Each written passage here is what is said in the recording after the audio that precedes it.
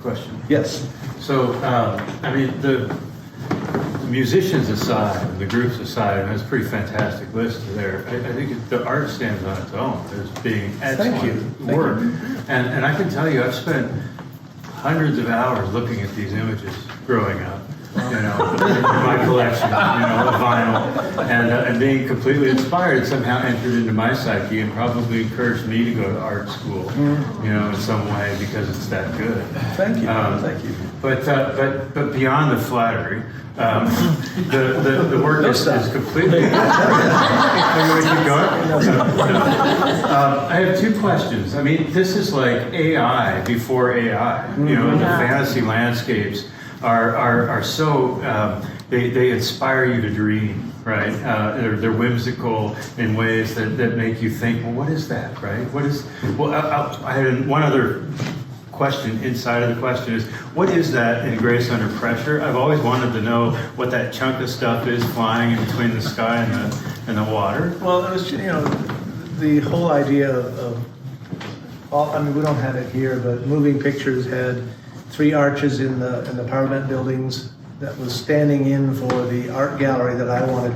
I wanted to shoot a real classic building in Europe somewhere, but the budgets weren't there then. So, you know, the Queen's Park in Toronto had a beautiful building, and it struck me, well, there's 3 arches, 3 band members. So we started using that number 3 a lot.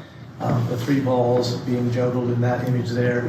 It just became a device, a visual device. So it was just 3 sheets of, I don't know, it's just sheets of, it was just kind of, when you're doing imagery like that, it's a bit free-flowing, stream of consciousness kind of stuff, except for the intentional android in the front left, which was requested by the client, you know.